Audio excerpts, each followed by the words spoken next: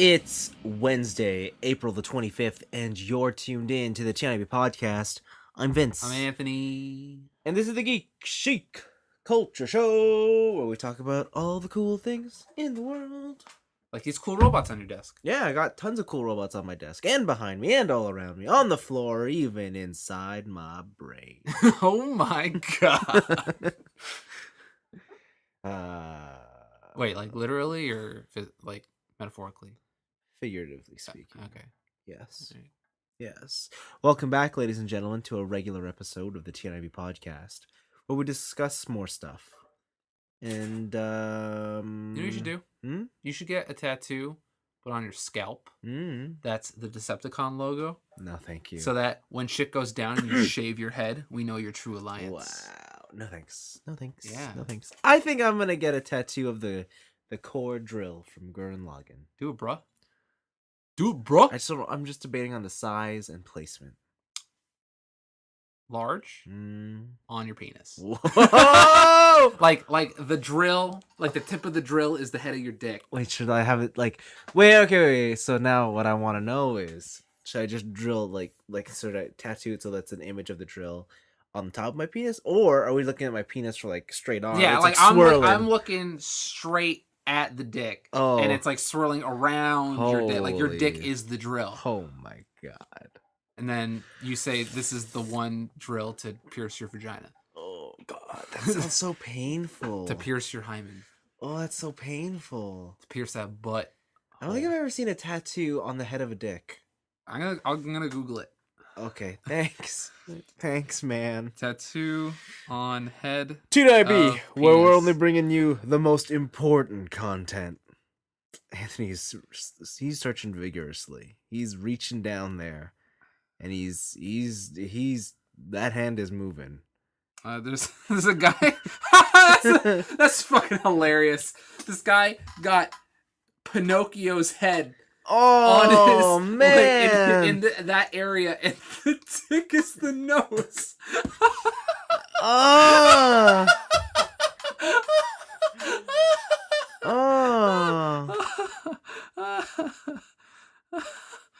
But there's no tattoo on the dick head. No, I'm seeing tattoos in the eyeball. That is someone with forceps cutting dick skin. That's gross. Oh, like he tattooed circumcision on himself? No, this is like a surgery. Like someone's like this is just a picture of a circumcision, and this guy has forceps and he's cutting like like someone filleted a dick. Yeah, don't Google this. This is disgusting. There's a lot of eyeball tattoos. Really? Yeah. Why would you want an eye on your dick? Oh, the whispering eye. Yeah, I'm not seeing any. Okay, I don't think you can. No, yeah, okay. The only one I saw is a guy has a tattoo on his dick. But not on like the tip, not on the head. Yeah.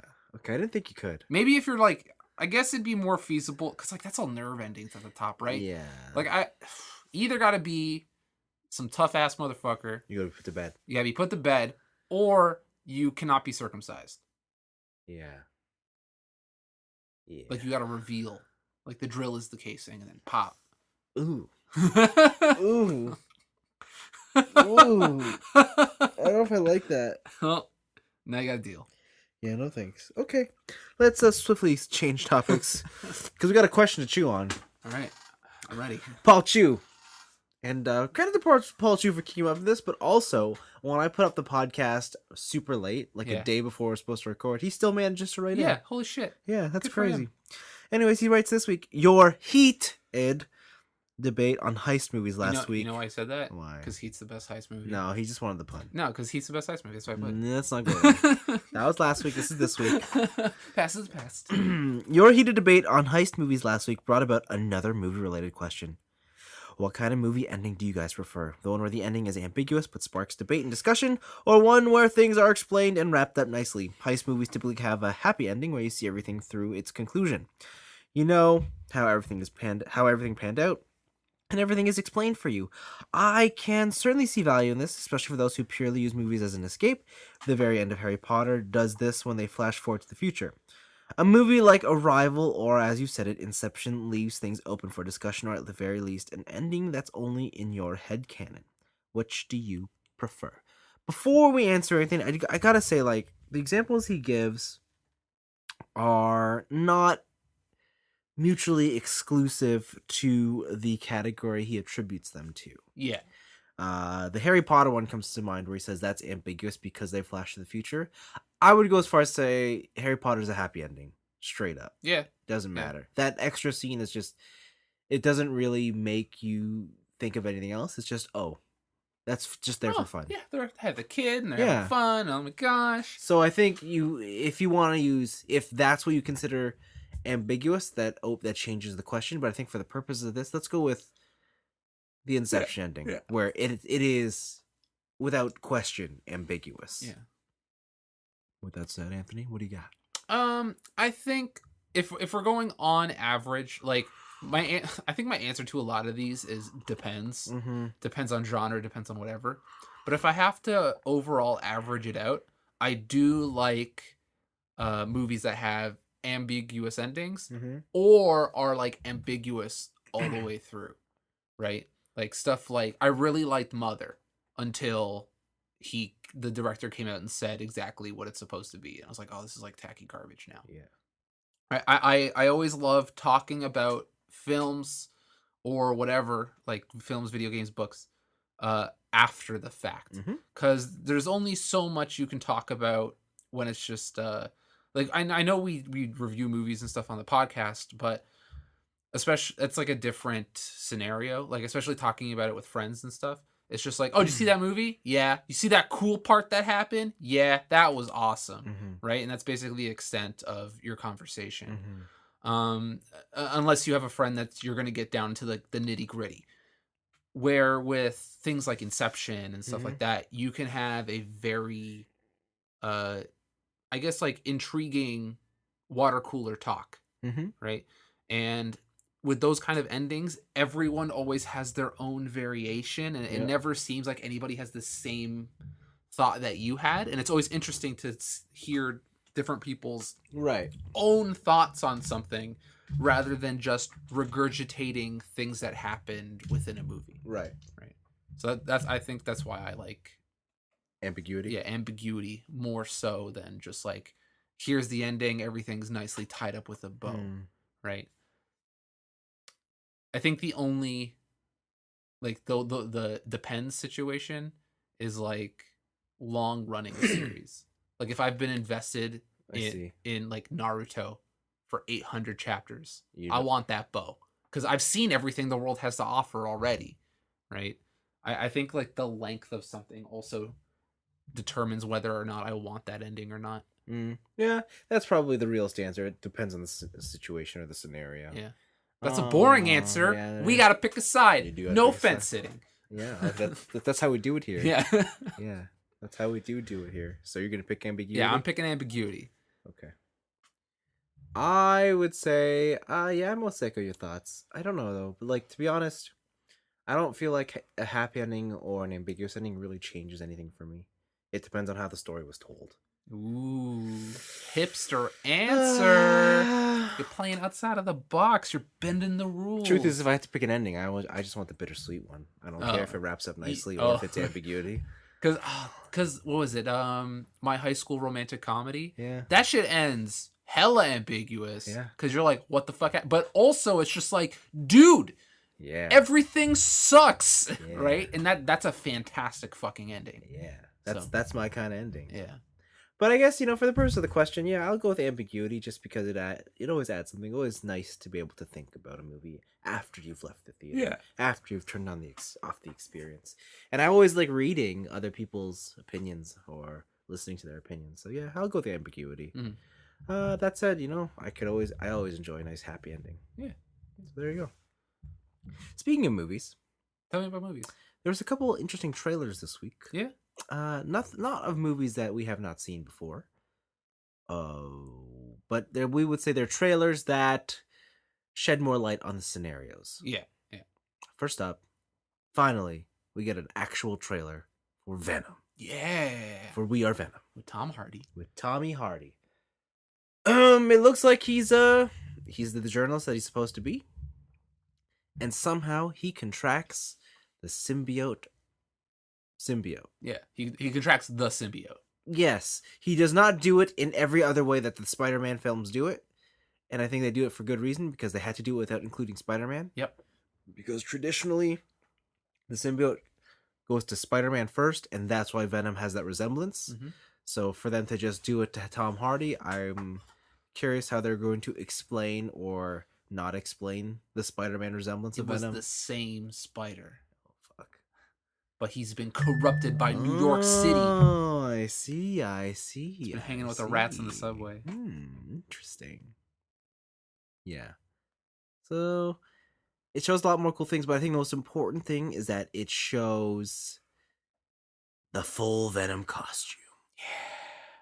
Dude looks scary. What do you think? I like it. I like it too. I like that it kind of just like crawls onto him. Yeah. And it like morphs like almost like a was it a Power Rangers like Mighty Morphin helmet. Yeah. Just right? Only it's not a helmet, it's this thing. Yeah, it's this living thing. Yeah. Right? With the teeth. What I want to know is where the fuck is this symbiote hiding? What do you mean? Because during the whole trailer, he's in like civvies clothes. Yeah. And he's just got regular ass skin. Yeah. And then symbiote's just popping left, right, and center. Yeah. Right? Like, is it in his body? Like, Yes. it is in his skin? It is one with him. Oh, rough. Yeah, and that's in the comics they go as far as to say that the symbiote can become anything on him. Huh. So that it could be Clothing? Yeah, any piece of clothing he wants. He's Bayonetta. I guess. And then it becomes the suit. Huh. I've always been confused with Venom because whenever I see Venom, he's always a villain. Mm-hmm. At least in the media, Spider-Man media I have consumed. Well, that's how he starts out. Right, and he's always like, oh, I'm the bad guy doing bad shit. Yeah. Right, but in this trailer, the whole thing of oh, we can do whatever, like we need to survive and stuff like that. Yeah. Makes much more clear the fact that what's his name, Eddie Brock. Yeah, Eddie Brock and the symbiote are two separate people, and that they are fighting for different things. Yes. And somehow they have to not necessarily come together. Yes. But just deal with each other. Yes. Right? In certain ways. And the symbiote obviously has the upper hand in strength as shown by the trailer. And so I think that'll create an interesting power dynamic within the movie, which I really hope they write to. Yes. I hope they write to the fact that Venom, as the symbiote, just wants to do bad shit. Yeah. And then Eddie's just like, nah, dog, we got to tone this back. And like, this, it's sort of a literal inner struggle. Yeah. Right? Between two separate beings within your body. Mm-hmm. Mm-hmm. And it sounds cool. It sounds like a great setup. Yeah, so the thing with Eddie Brock and Venom is Eddie is an asshole. He's a dick, but he's not evil. Yeah. Like that at the end of the day, he's still a human dude who's just struggling through life like the rest of us. I think I asked you earlier today, I was like, is Venom basically, is he the Punisher Spider-Man? Mm-hmm. And you were like, nah, not really. Yeah, I mean, like, no, at first he is straight up the villain. Yeah. He goes through the classic struggle of he gets new powers and he wants to use them, but then he goes overboard and becomes evil, and until Spider-Man stops him, yeah, he slowly becomes more and more evil until Spider-Man stops him. Mm-hmm. In later iterations of Venom, Venom is a good guy. They somehow control the symbiote, and he's good. Mm-hmm. But in terms of this version of Venom, he's a bad motherfucker. What about Marvel vs. Capcom 2 Venom? He's evil except when bigger shit's going around. True facts. Okay. And then he needs to step up and be like, all right, I'll be on your side for now. Yeah. But yeah. That was it. I had a trailer that was for Deadpool. It is the final trailer. It kind of shows a lot more of the same. Yeah. A lot more jokes, a lot more stuff. Mm-hmm. But with the most important character introduction in any of the trailers, with our boy Peter. Peter shows up to the recruitment job application, and they ask Peter, hey, do you have any superpowers? He's like, no. Not at all. Not at all. I just saw the ad, and he's in the team. I want to see Peter kicking ass, taking names, doing shit. Yeah. Peter is the best character so far in that movie. Oh, Peter. Oh, Peter. Peter. That was a pretty funny, just like character reveal. I like they just got a regular dude, Yeah. right? But yeah, they show off more of the team. Like it's an actual team. It is the X Force. You see all their stuff in action. You see more fights against Cable. What Cable is capable of.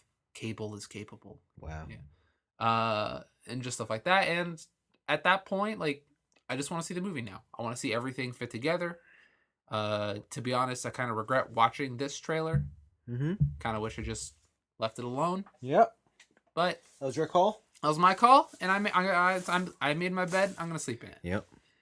And then the last one I had is not a movie. It is a trailer for Sanrio's new character, or at least new to me. Her name is Ageretsuko. That rolls off the tongue. Yeah, right. Ageretsuko. Yeah. And she is a fox that works in an office. She works in a Japanese office, and a lot of her employees are imbeciles. She has one friend, her boss sucks, and all this stuff. And the way she vents is she goes to karaoke, and she loves death metal. And she turns into this kind of just alternate character. It's all on it's on Netflix. There's like 10 episodes out. It seems really cute. I haven't watched any of it yet, but I really want to. Though this whole premise really reminds me of a show. I don't know if you've seen it. It's called Detroit Metal City. Yeah? Yeah. Detroit Metal City is a older anime about a guy who wants to become a singer. He wants to become a country star, talk about love and friendship and all this shit. Mm-hmm. But the best thing he's at is being the most hardcore death metal lead singer in all of Japan, right? Yeah. And it's a comedy about him doing that. Yeah. This is what it reminds me of, but a more kid-friendly version of that, Mm-hmm. right? Mm-hmm. So hopefully I'll watch some this week. I'll report back, but it looks like a pretty funny show. It's funny you mention that because Paul had a second comment. Oh, snap. He said, since you guys both work in an office, I really hope you guys watch and review Agiretsuko. It's hilarious and eerily accurate to office life, more so than The Office, but that could also be because it's more recent. Huh. And he includes a pic or a link to the trailer. Huh. A review, eh? A review series, eh? I'll have to see how long these episodes are. Yeah. I wonder if they're short or if they're full half hour. Yeah. Because if they're short, like, I'll just watch that at work. yeah. Like we could have a series review next week. So we'll see. We'll check it out. We'll see. Mm-hmm. Good stuff, Paul. You're always on top of your game. Yes. You knew what I wanted to know before I even knew it. That's right. Good shit. It's kind of creepy though. Oh, just a little bit. Just a little bit. Mm-hmm.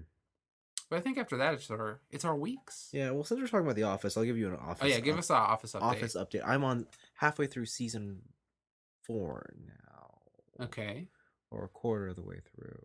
But you hate it. No, I somehow love it even more. Okay. No, because they finally did the thing where Jim and Pam, spoilers, are finally together. Oh my god! I've never seen this show. And I'm like, fuck yes, finally they're just smashing, and now we can get that out of the way. Okay. We could just move on to more fun things on the show. And season 4 so far is shaping to be the most entertaining season. Yeah. A lot of the annoying characters from season 3 are gone, which is great, except for Rashida Jones. Mm-hmm. She was always a pretty face, so it's sad to see her go. I don't know who that is. Rashida Jones? No. Quincy Jones' daughter? Nope. Wow. Got nothing. Wow. Got nothing, I thought you were the music man. Yeah, she must have not made any good songs. She didn't. She's an actress. All right. Yeah, no, Office is great. I really, oh man, there's this one character called Angela. Okay. Is she the blonde? She's the girl blonde who's kind of older. Yeah. She's not older. She looks older. Yeah, but she's super cold. Yeah. Like I despise her, but also secretly love her. Okay. She's that kind of girl. Is she your office waifu? No. Maybe. Who's your office waifu? In and the show? Yeah, and who's your office husbando? Oh. You can report back after. It's fine. I want to put that question on the table. I just don't know if I have a waifu in this show. Oh no. Husbando. Jim. Nah, Jim Jim and Pam, as much as I like them, they're a little too vanilla. Okay. They're a little too like, we're two regular people. Right. It's Dwight. See, Dwight's kind of cool. The more and more I watch the show, I'm like, why do I like Dwight? I'm like, oh man. It's probably because you relate. I'm like, fuck. Then that's why I was like, maybe I am Dwight in the office. Oh no. Maybe I am Dwight. Oh no. I am Dwight. You gotta look around. you know the rule. You gotta look around your group, and you gotta be like, all right, I gotta label everybody. Whoever's not in the list, that's who I am. Yes. Yeah. Yes. No, so that's I can tell you who I hate. There's one character I super hate in the show. His name's Toby. Okay. He's HR. All right. Is it the bald guy? Bald? No. Or balding? No. He's Okay. a receding hairline, but no. Okay. He's kind of the loser in the show. He's the typical personality type of, I'm trying my best and I'm super nice, but no one likes me. Aww. He's that character. Aww. And I hate those people. Well, he's HR. You can't like HR. I know. But I just hate that kind of personality. Cause they're always like, I'm so nice. And he's genuinely, and like, we're not, I don't know if he's genuinely, but he's like, I'm so nice. How come people don't like him? And like, the issue is because you're milquetoast, buddy. It's because you're milquetoast. The only reason you're nice is because that's a product of being timid. Mm-hmm. Like, so your nicety isn't genuine. No one believes you're nice. It's just, you're just a quiet dude. Yeah. Okay. And so that's why I've always hated that. And the whole I'm trying my best. Shut the fuck up. No, you're not. Just do your best. How about that? Yeah. So okay. I'm sorry for those listening out there who like Toby or who can relate to him, but you got to man up. Cold. Pull up your pants, take off the diapers, and get out into the real world. So that's The Office. All right. Yeah. Interesting. That's how I feel about Toby. Suck dick. After that, I watched halfway through the first season of Spartacus. What? The show on Stars. Who? Spartacus. Where? What? Spartacus. Listen, I know who Spartacus is. Like, Yeah. We Are Spartacus, that whole shit. No, We Are Sparta. What is the... No, We Are... What? I Am Spartacus. Sorry, I Am Spartacus. Yes. I Am Spartacus. Yeah. What the fuck is Stars? It's just a television channel? No, it's not. Yeah, it's like HBO, but it's Stars. STARZ. I'm Googling this. Yeah, Spartacus. It's this it's a show about gladiator fighting and sex. So it's that vampire show. It's True Blood, but with gladiators. Yeah. Yeah, with some Roman political intrigue. Yo, there's some ripped ass dudes in here. So that's all it is. It's all a bunch of ripped ass dudes fighting in the Gladiator, and it's super gory, but it's comically gory. This show is almost over the top in its gore, but they do it with this kind of cheesy style to it that looks cliche, but you can't help but be I don't know. It's a fun show. I'm having a lot of fun with it. It's got just enough political intrigue to keep me interested in the story, and there's enough going around on the physical side that I'm like, all right, I'll watch more of this. And there's a lot of great tits. So listen, if you're gonna have hella pecs and like cheese grater abs, you also gotta have nice tits. But they also got many penises. See, that's where you lose me. And a lot of gay sex. Gay sex? Are you telling me that the Romans had gay sex? Yeah, when the bigger gladiators... That's crazy. Yeah, when the bigger gladiators were, because the gladiators are slaves, obviously. Yeah, and they're hanging out with other dudes. Yeah, and there's smaller dudes and bigger dudes. Yeah. And sometimes shit happens. Pecking order happens. Yeah, so that happens. Next, you'll be telling me that Roman officials had sex with little boys. Maybe. Maybe, he says with a smile and a wink. The coolest thing I saw was there's these two Romans, and they own this. Well, even though they're slaves, they call them they call them schools, the ludus, because that's where they train all the gladiator slaves. But the owners are obviously two rich people, right? Dude and a wife, Okay. and like they have personal slaves of their own who just follow them and do whatever they want. But the great part is they have slaves that warm them up before they fuck. What? Yeah, so like a girl, What? yeah, so like the woman, the wife, she'll be in her bed and her slave will start fingering her. Like her female slave will finger her. Okay. And for the male, like she'll take another female slave and have her suck his dick and they'll have a conversation. And once they're both warmed up, they're like, "All right, now we can go and fuck." And then the servants leave. Yes. Oh no, no, the servants stand there and watch. What? Yeah. That's some debauchery. No wonder Rome fell. Yeah, Holy fuck. and I was like, this must be real, right? This has to be that real. sounds like something they would do. Like, because this can't be something they just created for TV. This sounds like legit. That's ridiculous. Yeah, and yeah, so I don't know how accurate this is to history, but there's a lot of interesting things they put in like that, and I'm like, huh, I need a slave. Vince, you may want to keep that on the DL. Just gonna let you know.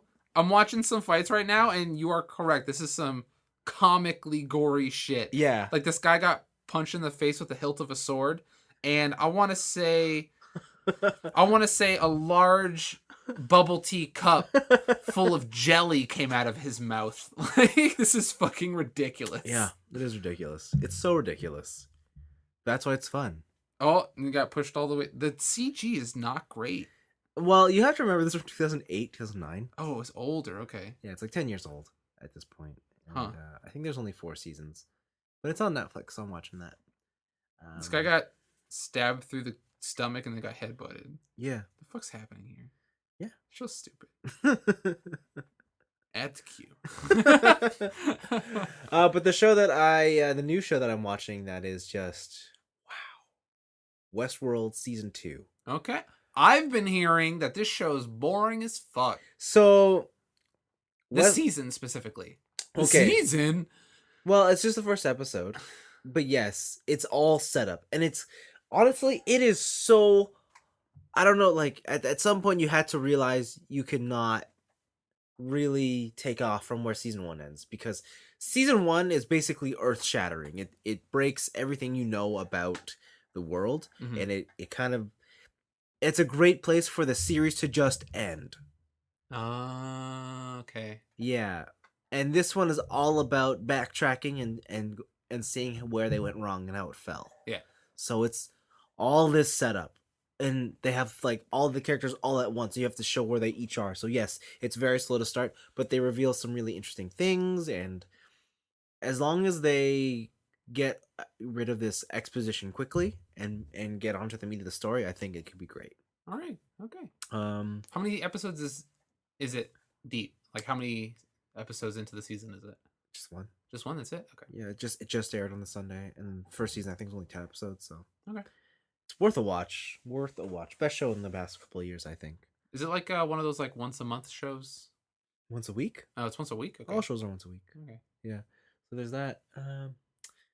Then a little bit of Overwatch. What's happening now? Yo. The event's over, I thought. No, event's not over till next week. Ugh.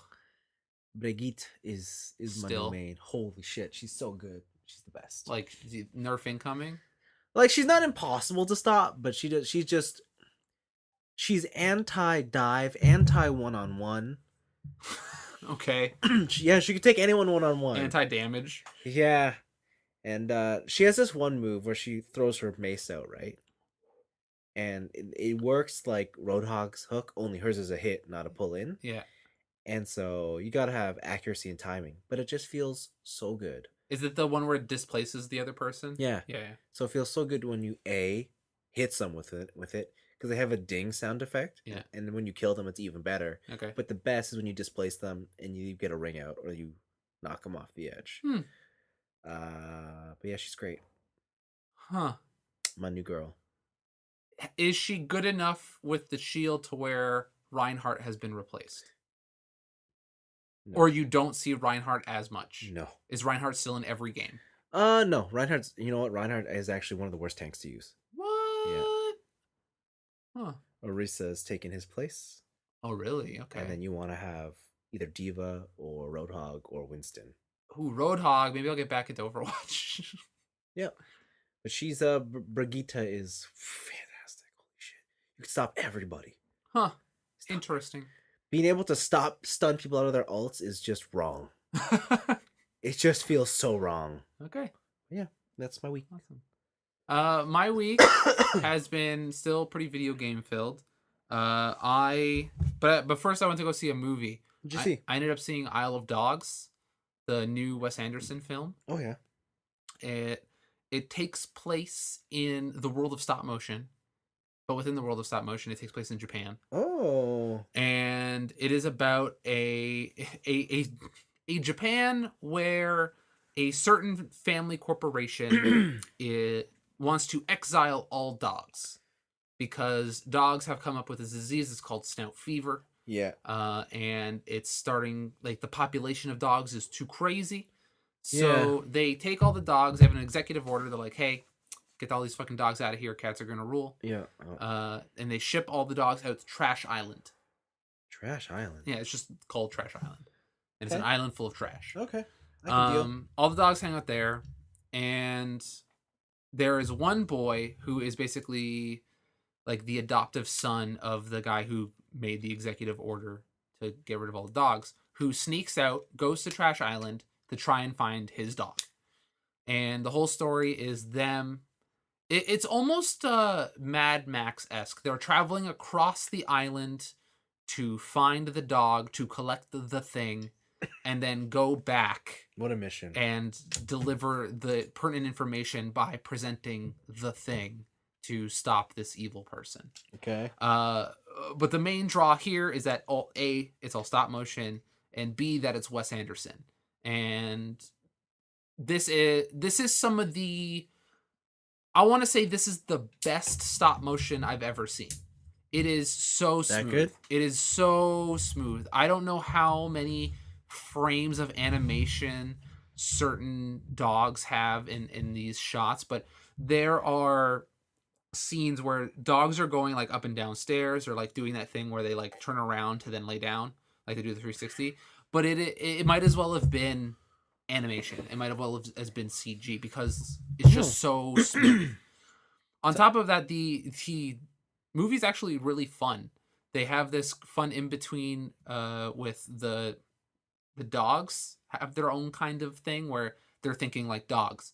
And at the beginning of the movie, it says all characters speak in their native tongue, which all the human characters speak Japanese. Cool. Who are Japanese. There's one character who's an exchange student, so sometimes she speaks English.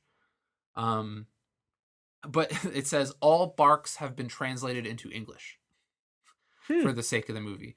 So all the dogs are talking in their own head about how we have to help out this boy because he's a 12-year-old boy and dogs love 12-year-old boys, right? And it's kind of this whole dog loyalty thing, where on top of that, the kid who's only speaking in Japanese a lot of the time doesn't have any subtitles. So sometimes characters do have subtitles or even interpreters within the film, or they'll be saying things and you won't really understand what they're saying, but you'll get it based on their actions. So they have the puppets and the things doing different actions that kind of convey what they're trying to say. Right. And it's actually really interesting, like just how when someone's talking and they do a certain action, how it's almost like, oh, I can pick up on this language because I saw something to go along with the words, right? It's like, oh, okay, he's probably talking about X, Y, and Z. Right. And it's actually a really cool and unique way to present that sounds cool. A movie. Overall, I thought it was fantastic. I still think my favorite Wes Anderson movie is Grand Budapest Hotel. But this one is pretty up there. I want to say like maybe second or third. Yeah, it's a style that really only Wes Anderson does. And I talked about this with my friends after the movie, but people kind of shit on Wes Anderson because he kind of does one thing. Like he has his style, and he sticks to it the whole way. But the thing is like I don't see that as a negative when he's the only one doing that, right? It's kind of the same way like, oh, Quentin Tarantino has a certain way of doing films. But Yeah. Quentin Tarantino is the only one doing Quentin Tarantino type films, right? So I never see that, oh, this guy's a one trick as a negative when A, it's working, B, they're telling good stories, and C, no one else is doing it. Huh. Hmm. Yeah, because there's a lot of the ways that the dogs and the characters act, and the way certain punchlines are presented in that movie, that are very, very similar to Fantastic Mr. Fox, Oh, I see what you're saying. to Grand Budapest Hotel, that are kind of the same. Like the timing, the comedic timing is the same, but it's Wes Anderson, so no one else is doing him, so it doesn't really matter, I don't know. right? I don't know if I agree with that. I would say it'd be nice to see these people evolve their styles, like push them forward. Not Yeah. saying they have to do it. Like, I'm not saying I would like see Quentin Tarantino do, Rom com. yeah, but I would like him to see whatever he does now, but just make it, maybe put some changes to it to modernize it or make it different. I think that's fair. And if you look at early Wes Anderson movies compared to this current one, Mhm. I think he has perfected, or not perfected, but built upon his style. But it's still it's not anything too crazy different. Yeah. But they did play around a lot with going to a different culture, uh, doing an alternate take on this sort of history, that kind of stuff, Yeah. or that kind of future. And I thought it was very good. Cool. I thought it was a very good movie. Other than that, I just been binging the shit out of Yakuza 6. Yakuza. Last night I got to the start of the final mission, but it was 2 o'clock in the morning and I had work, so I went to bed. So I have one mission left. It is the mission where the characters go, "Hey, you should probably finish what you want to finish before you start this, because shit's gonna go down." Yeah. Which in Yakuza isn't really a big deal, because you get this thing called premium adventure mode, where you get unleashed into the world with all your power-ups from the story, and you can just do all the side missions. Right. So it's not that big of a deal. Okay. That game's good. That game's good. I kind of understand where people who watch like soap operas come from Yes. now. Oh yeah. Yeah, because like seeing this all culminate, like all past 5 games, kind of coming together, all of his history, like me either helping him or biting him in the ass. Yeah. I'm talking about Kiryu, just like all this stuff, and it's just like, oh, this giant cohesive storyline has built up to a certain moment, and you don't know what's gonna happen. And they do certain things. It's not just the fact that they're rehashing old ideas, but they also do. They make certain turns with characters, or make characters have certain things done to them, Yeah. where you think they would have never crossed that line, right? And there are some great, fantastic fucking reveals in this game. I don't know. I like every Yakuza game, Yeah. but I really like this one. The combat is actually, I think I might have talked about it before. It's a lot different. It's a lot more ragdoll. I'll say it's a lot. It's cooler as a showpiece, but I think it's a little less. Is it less challenging and less engaging than it feels much more like a brawler than the past game. Where in the past games, your combat felt kind of rigid, even though it was just like light attack, heavy attack. You still felt like there were set combos, right, and stuff like that, and you could use like special moves to get around certain bosses, move sets. But in this one, it seems more so like there's 20 enemies on screen, just swing wildly and just go for it, right? There's no real strategy, it seems like. Case in point, some of the battles you do are against like 30 dudes, like just 30 grunts just all coming at you. And the most effective way to take them out right now is, because I got certain power-ups, is I grab one and I do the grab attack. And the grab attack takes the character by the neck, spins them in like a 720, and then throws them. The spin and the throw of the character damage other characters around you. So when I pick up that one character in a mob of 30 that's all around you, I take out like 3/4 of every single character on that screen just through the one throw move. And it sort of feels like those other enemies are superfluous, and they don't really add anything. And just other things where you can you can kind of get fucked too. Like if you get ragdolled on the ground and you don't quick recover, other enemies will just come and all start stomping on you, and you'll lose like half your health bar. So it takes some getting used to if you're used to the older games. Yeah. But it's not bad. It's just different. Okay. Right? So it just takes some getting used to. Other than that, man, they still got all the mini games. I unlocked a cat cafe. But the thing is that the owner of the cat cafe, cats hate him, but cats love you. So you have to go around town finding cats, building up friendship levels with cats to bring them back to the cafe. There's all kinds of games. You play Outrun, play Puyo Puyo, play Virtua Fighter, all that stuff. Just like in the last games, it's chock full of just bonus stuff to do. Right? Yeah, I don't know. The stuff that happens in that main story is bananas. B-A-N-A-N-A-S. Yeah, Gwen Stefani bananas. Okay. It's good. It's good. And again, even if you've never played a Yakuza game and you don't want to go back to Zero or Kiwami that came out in like just recently, Yakuza 6 has a whole thing where you can go through the past Yakuza games to get like kind of like a synopsis of each story. And they even have a thing in the very beginning of the game that lets you talk to a bunch of important characters that appear in this game. And kind of get a brief backstory and who they like, what they mean to Kiryu as the main character, right? So I think it is still a pretty good jumping off point. Obviously, you'll get more things if you play those other games, but you're not at a total loss if you don't. Yeah, I think it's really good. Cool. Yeah, and I'll have the ending thoughts, I guess, next week because I got one mission left. Damn. Right. But the realest game I've been playing, God of War? No, I've not been playing God of War. I've been playing this game. Oh, it's a tapper. Oh, it's on the phone. Oh, no! It's by Bushiroad. It is called Bang Dream Girls Band Party. Man, Anthony. So I've done it. I found my Idol Master equivalent. Wow. And I can no longer call these people trash. Wow. Because I have become said trash. Yeah. So it's a rhythm game. It's free to play.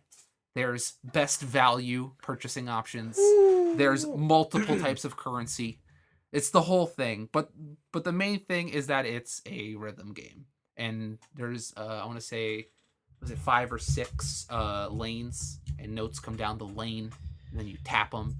But and there's ratings. Why, Anthony? So I'm gonna put this on. Yeah, I get it. Don't you want to play this theme, but with like band girls? No. Okay. Well, I don't know why. I was just really itching for a rhythm game. And like, yo, fucking Tapper ads got me, bruh. Like What? straight up. Really? I was playing a different game. It wasn't Tap Titans, but it was a different game, and it had an ad, and it was like, "Oh, hey, check out this Bang Girls Party," and I was like, "This sounds like some weeb ass shit." And then it showed a gameplay video, and I was like, "This is how you found the game?" Yeah, ads got me, Anthony. Fuck, man. Oh God. Ads got me, bruh. I think this is a sign. Give me your phone. No, it's mine. Give me your phone. No, I can't. Give me your phone. No. Give me your phone. Why? What are you gonna do? I need to delete everything. The purge. It must begin. Factory reset. It got me, man. The ads got me, and I got a phone that has hella memory, so I can have. Oh no! I can have 3 pages of games on my phone. But they're all tappers. No, they're not. They're not all tappers. There's one tapper. There's one tapper. Mm-hmm. That you care to admit. No, there's only one. I don't know. Right. Does Magikarp Jump count as a tapper? Sure, yeah. I don't think. It's one of those incremental games, but I don't know if it's a tapper. You should be disappointed in yourself. Listen, I am. Okay, good. I know, but the thing is, there is no thing. You fucked up. There's like you could make band allegiances. Who cares? And you can like pick your favorite girl from the band. Oh my God. What has become of you, man? And like there's like anime songs in it. Oh God. Like I couldn't get my hands on I couldn't get my hands on Taiko Drum Master for the PS4. Oh no, this is how you're gonna get your fix. This is how I'm gonna get my rhythm fix. It's got Sugar Song Bitter Step. Why though? Why? Oh no! Oh no! It's got stuff, and then there's like a hub world. What do you mean a hub for what? Yeah, you can like look. You're in the studio, and like you can talk with different girls that are in different bands, and they like want to work together because they all love music, and you can like talk to other girls in other bands. You just said that. And you can Wow. And you can talk to other girls in other bands. Wow. I think slowly Anthony is revealing his true dark side. It's bad news. Yeah, you know, between this, shooting girls' panties, Yo, Galgun 2 on order. I missed out on the special edition. The zombie samurai slayer, Zombie schoolgirl zombie hunter. Yep. I think audience, you and me, I think something's about to happen very soon. Is it a turn for the better or the worse? Let's just prepare ourselves. I you know what I think it all started with? What? There was a while ago. I think it was a Love Live girl. What, stole your heart? No, she has a shirt, and it said, like it was like I don't want to work or something. It was like this blonde girl, and she had a baggy shirt on, and it's like I hate work, or like no work, no school, or something like that. It's like basically a neat shirt. Okay. And there was a point where I was like, I should buy that. Wow. But then I didn't. But I regret. It's lived with you ever since. And I'm like, I should have bought that shirt. But it's like, it like opened the floodgates. Wow. To bad shit. Wow. So yeah, I don't know. I completed a couple songs. It's fun. Be disappointed in yourself. I don't know how long I'll last on this, but oh god. Too long already. To be fair, I haven't gone back to Schoolgirl Zombie Hunter since I last talked about it. Yeah, because you blew off their panties enough times now. And I'm like, old news. You're sick of that. Yeah. You need some new panties. Now, I need Galgun 2 so I can vacuum up panties. Oh, fuck. What is this world? I need Galgun VR on the PC. You disappoint me. You disappoint Didn't you watch Love Live? I did. You did, all right? So did. You can't say shit. No. We're in this together. I'm not blowing girls' panties off. We're in this together. I'm not vacuuming up some girls' panties. We're in this together. No. What if her outer clothes could be used as strategical advantage? But they can't. But in Schoolgirl Zombie Hunter, they can't. Let's be real. It's not a real advantage. It's just an advantage. Yo, I'm getting hit by zombies. It's like, oh shit. I throw the clothes and they gather around like it's a grenade or something. Like it's a pheromone shot. Disgusting. Yo, whatever. You can't judge me. I judge you all I want, man. I judge you all. So yeah, I'm playing some questionable shit. Mm-hmm. And I have some questionable shit on pre-order. Mm-hmm. I showed my coworker Galgun. That's a step. That's a step. So in my office, I'm very secluded from everybody. Yeah. And I have one of the coworkers who I've gotten very close with, let's say. Yeah. She like works part-time now. Oh. She came in today. She's like, "Oh, what's up, Anthony?" I was like, I'm just like playing games, doing whatever, doing some like." And she's like, "What are you playing?" And I'm like, "I'm good. I'm not gonna." She's like, "No, just show me." I'm like, "It's some weird shit." Yeah. And she's like, "Yeah, it's fine. Whatever. How weird can it be?" And I showed her a trailer for Galgun, and she's just like, "I don't want to watch the trailer." But I can't stop watching the trailer. And I'm like, that's how it starts. Oh, God. So now, yeah. Oh, my God. So now, yeah. Oh, God. Oh, God help your soul. I need 10-year fast. God help your I need soul. 10-year fast. Damn. So yeah, it's a thing that's happening. Damn. Okay, great. In my life. Great. Is it? No. No. Help me. Wow. Anything else? Oh, I finished a book. I finished the first Legends of Localization book. The author is Clyde Mandolin. He is a professional video game translator, and I believe he does. I believe he does Japanese to English specifically. Oh, okay. But he has come out with a series of books, and he also has articles on his website Yep. that are called The Legends of Localization. And this first book is all about the original Legend of Zelda for the NES. And it talks about the differences between the Japanese version and the American NES version. And a lot of it has to do with the Famicom Disk System version of Zelda, which in Japan I believe is considered the version. If you're not playing the Famicom Disk System version of Zelda, you're a chump, just because like the sound's better and all that stuff. And it's way more in depth than I thought it would be.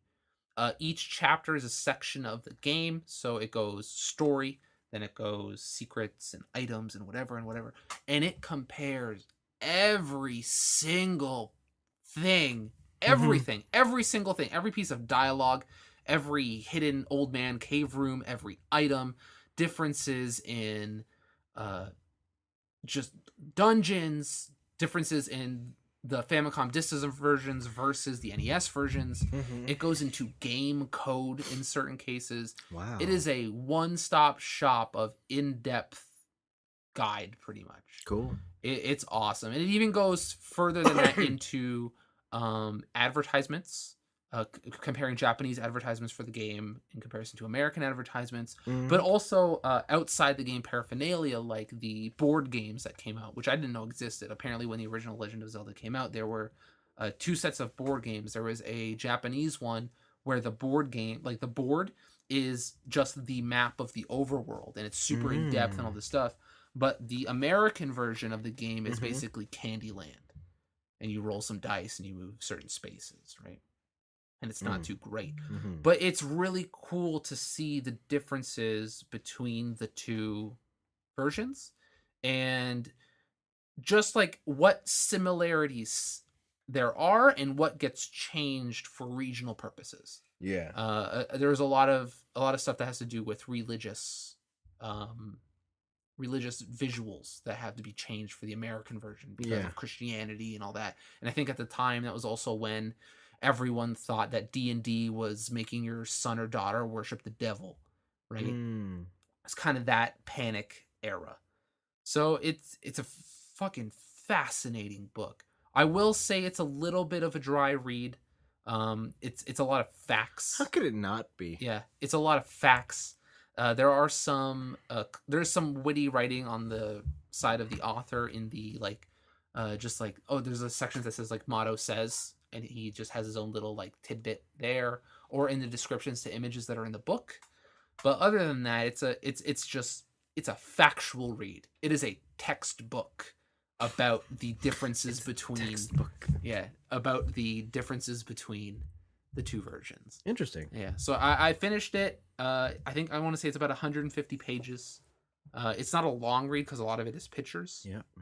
But it shows a lot of great stuff. It's very well laid out, nice hardcover book. And the reason I want to finish this is because I just recently received the second book in the series, which is about Earthbound, the original Earthbound, and comparing USA Earthbound to Mother, and seeing what the differences are. And the first difference you see right out the gate in terms of the 2 books is where Zelda is like 150 pages. It's like, okay, this is cool. It's got some information in here. It's a nice like read or whatever. The Earthbound one is a fucking tome.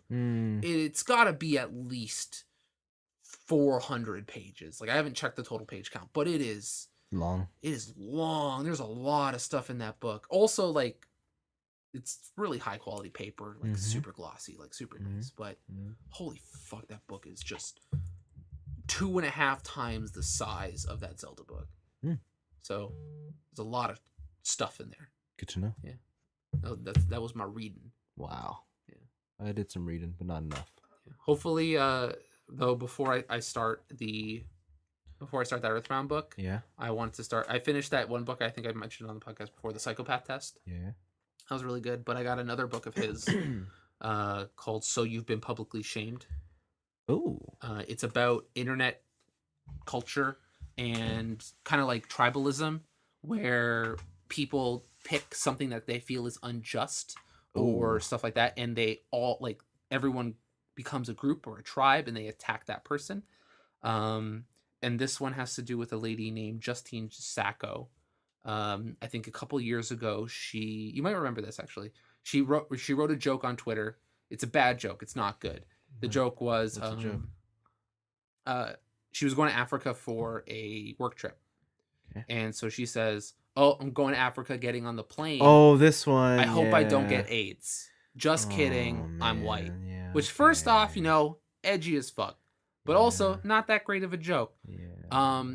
But there was a whole thing around that where the people who found that tweet and decided we're gonna just end this girl's career, and they got her fired before she landed down in Africa. Right. And it's talking to her and other instances like her where the harassment doesn't just stop Yeah. at the hashtag. It's creepy shit where she was getting emails of her in public places, Right. people threatening her family, just being like, "I'm gonna fucking kill you," and all this shit. That's so sad. And just how arbitrary really the internet can be in choosing who to attack. For sure. Right? Because in response to Justine, like there was a lot of comments that are like, "I'm gonna fucking rape and kill you," and all this crazy shit. But no one goes after them because they're attacking the person, right? It's all arbitrary. Yeah. And so it seems like a very interesting read. So I'm gonna start that up before I go back into video game land. Yeah. All right. Yeah. Cool. That's it. Cool. Guess that's it for us this week. Yeah. Next week is stuff. There's things. Yeah. I'll probably tell you about Power Rangers next week. The new one? The comic. Oh, hey. Tell me what it's all about. I bought trades. You bought. Who are you? Who are you? I bought Are these audio trades? No. No. Picture books. Picture books? Holy shit. The picture book. Like an actual book. Like a book. It cost me $20. Damn. Yeah. I don't know who you are. You're reading books. I'm playing idle games. What's this world? What's happening? Oh, it's supposed to be the Bizarro universe. Gross. Madness resumes next week. Bye. Oh, wait. I got a joke. What? Why do people with foot fetishes never win? Something about... Because they like the taste of defeat. Bye.